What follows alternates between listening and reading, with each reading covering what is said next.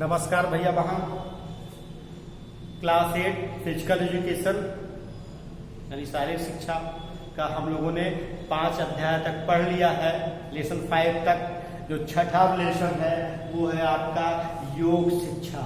उसके बारे में हम लोग पढ़ेंगे। पहले जानते हैं योग शिक्षा है क्या।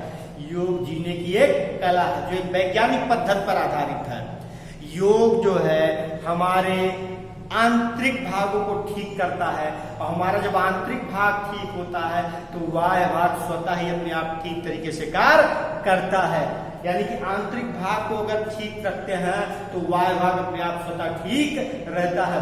बाह्य भाग ठीक करने से हमारा आंतरिक भाग ठीक नहीं हो सकता। तो योग जो है हमारा आंतरिक भाग को ठीक करता है।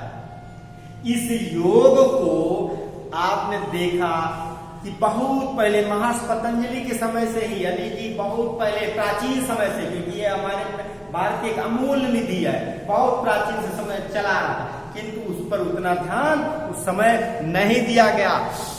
बाद में आपने देखा कि 2014 में माननीय प्रधानमंत्री नरेंद्र मोदी जी ने संयुक्त राष्ट्र सभा में इस योग शिक्षा के बारे में बताने का प्रयास किया और लोगों को बताया कि योग क्या चीज है, योग के द्वारा क्या क्या किया जा सकता है, योग हमारे जीवन में क्या क्या परिवर्तन ला सकता है। संयुक्त राष्ट्र सभा में जब उन्होंने अपनी बात को रखी, यानी कि योग को रखा, तो आपने देखा उस समय 71 देशों ने 71 देशों ने उस समय इसका समर्थन किया योग शिक्षा का। बाद में 2015 में आपने देखा 21 जून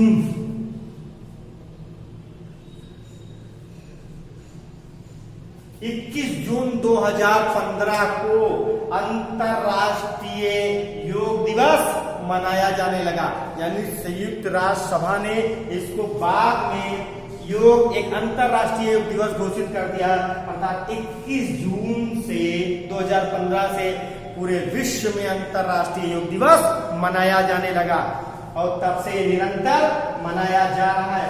इस 2020 में आपने देखा इस कोरोना के वैश्विक महामारी में भी योग दिवस मनाया गया, किंतु क्या हुआ कि उस तरीके से हम लोग समूह में इकट्ठा ना होकर के सोशल डिस्टेंसिंग का पालन करते हुए अपने कुछ संस्थानों में, अपने घरों में रह करके सोशल डिस्टेंसिंग का पालन करते हुए हम लोगों ने 21 जून 2020 को भी योग दिवस मनाया और पूरे विश्व में लगभग मनाया गया। तो कहे अब हम इसका जानते हैं कि इसका अर्थ क्या है। योग का अर्थ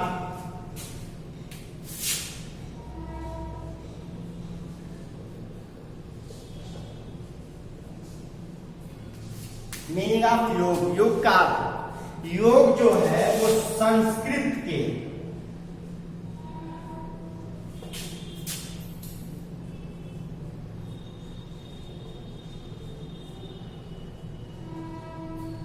योग जो है वो संस्कृत के युज धातु से लिया गया है। और युज का अर्थ क्या होता है?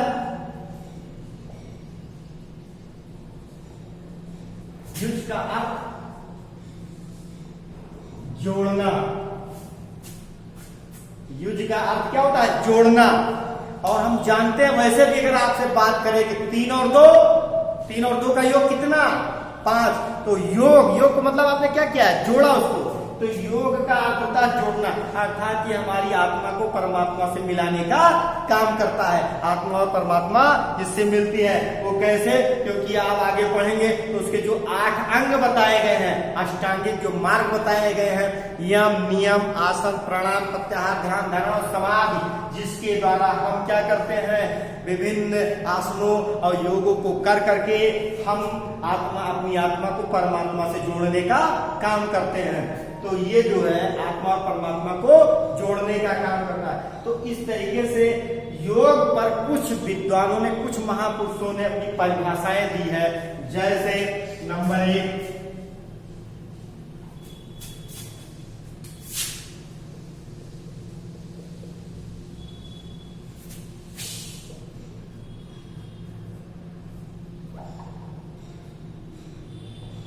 महर्षि पतंजलि ने क्या कहा? योग जो है आत्मदर्शन का एक साधन है, यानी आत्मा के जो आत्मा जो हम दर्शन करना चाहते हैं उसका एक साधन है।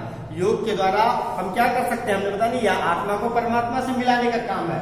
तो योग जो है आत्मदर्शन का एक साधन था, पतंजलि ने कहा।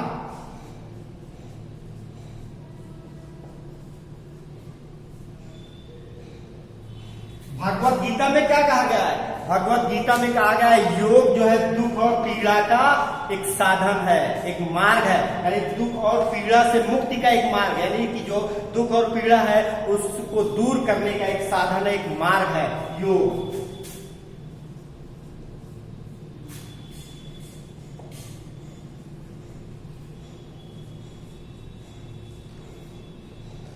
मनु याज्ञवल्क्य ने क्या कहा कि योग समस्त क्रियाओं द्वारा, यानी वो समस्त क्रियाओं का एक योग है जिसके अनवरत अभ्यास से मोक्ष की प्राप्ति संभव है या होती है।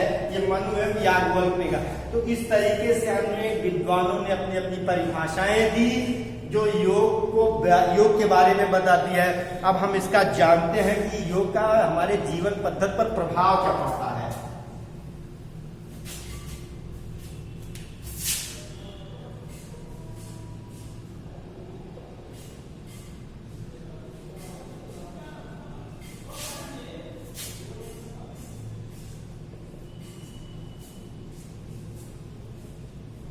प्रभाव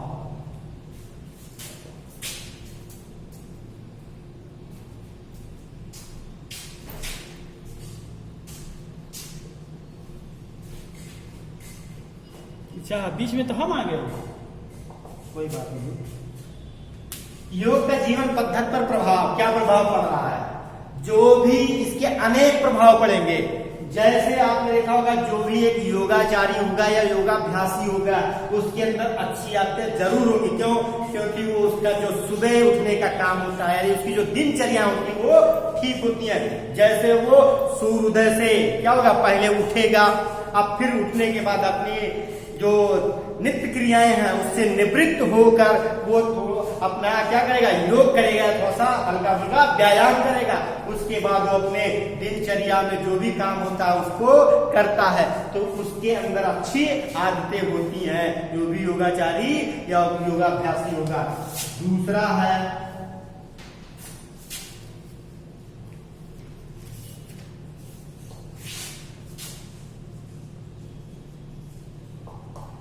सत्य अहिंसा का पुजारी। हमने आपको पहले ही बताया कि योग क्या है, आत्मा और परमात्मा को मिलाने का एक साधन है, एक मार्ग है, मिलाते हैं उससे। और सभी जीव जो भी है वो परमात्मा के क्या है, एक अंश है। जब हमारे अंदर वो चीजें होंगी परमात्मा के अंदर, तो हमारे अंदर कुछ न कुछ ये बातें होंगी। और आपने देखा कि राष्ट्रपिता महात्मा गांधी ने इस का पालन करके, सत्य और अहिंसा का पालन करके आज वो पूरे विश्व में राष्ट्रपिता के नाम से जाने जाते हैं, जिनको पूरा विश्व आज राष्ट्रपिता के नाम से पूज रहा है। क्योंकि उन्होंने सत्य और अहिंसा का मार्ग अपनाया, जिसके द्वारा वो पूरे विश्व में आज माने जाते हैं, या उनके मार्ग पर चलने का लोग प्रयास भी करते हैं। तो जो भी योगाभ्यासी होगा उसके अंदर ये चीजें जरूर होंगी। तीसरा क्या है,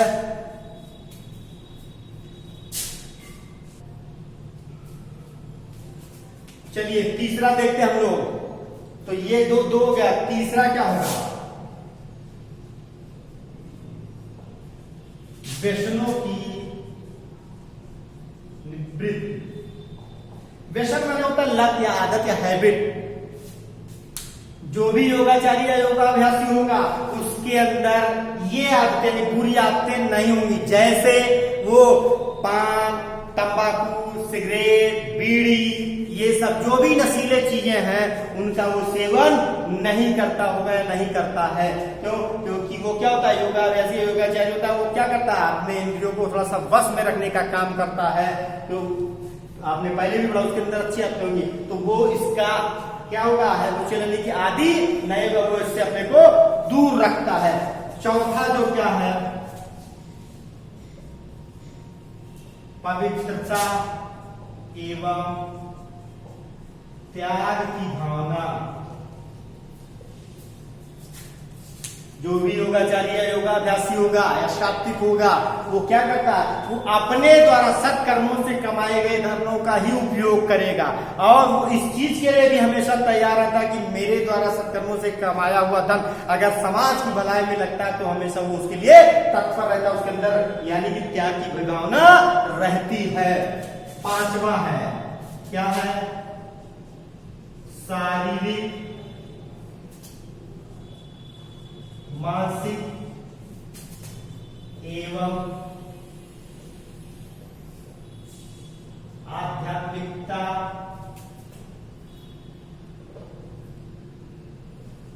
पर प्रभाव।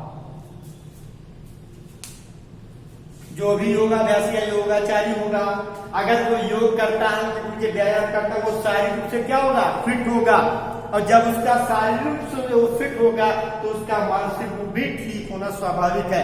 क्यों? क्योंकि अरस्तु ने भी इस चीज को कहा है कि स्वस्थ शरीर में ही स्वस्थ मस्तिष्क का निवास होता है। तो जब हमारा शरीर स्वस्थ होगा तो हमारी मानसिक स्थिति भी ठीक होगी, और जब दो चीजें ठीक हो गई, शारीरिक स्थिति ठीक है, आपकी मानसिक स्थिति ठीक है, तो आपके अंदर कुछ न कुछ आध्यात्मिकता का प्रभाव अवश्य दिखाई देगा।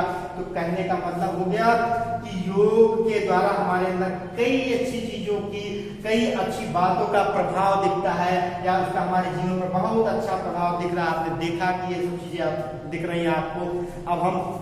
अब इसके बाद जो अगला टॉपिक है वो है योग के कौन कौन से अंग है। योग के अंग जो आपको 8 अंग बताए जाएंगे, यम, नियम, आसन, प्राणायाम, प्रत्याहार, ध्यान धारणा और समाज, वो आपको अगले वीडियो में बताया जाएगा। धन्यवाद।